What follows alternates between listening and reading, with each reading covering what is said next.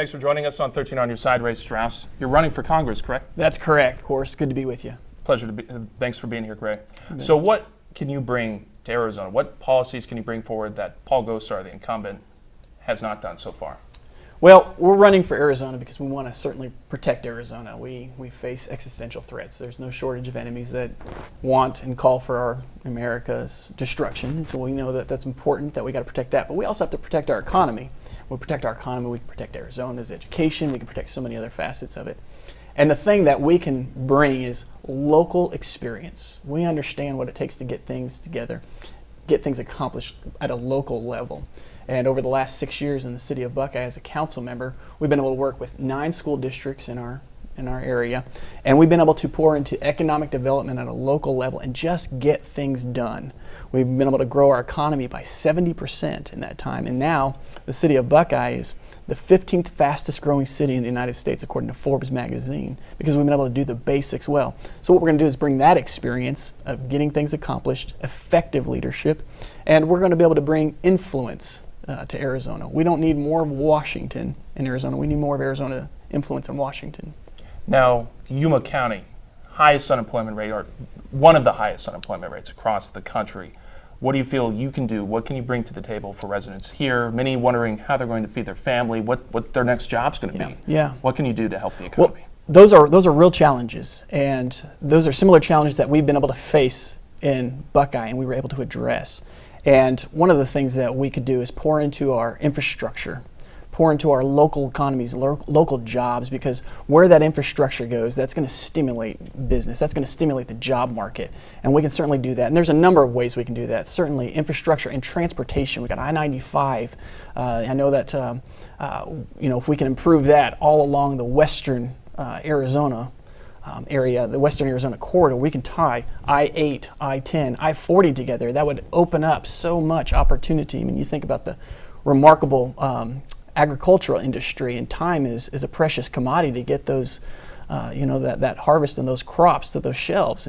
And so the quicker we can do that, the more efficient we're going to be able to be, more effective we're going to be able to be. And so infrastructure and transportation is going to be one of the critical ways that we can do that. And what do you feel is the biggest issue facing Arizonans today? Well, we need to protect Arizona. Obviously, we protect our border. We understand that. And Yuma certainly has been a leader. They know how to get that done. They know how to secure the border if they have the resources to do it. They've proven that with Operation Streamline years ago. But today, we also need to make sure that the federal government is enforcing our laws.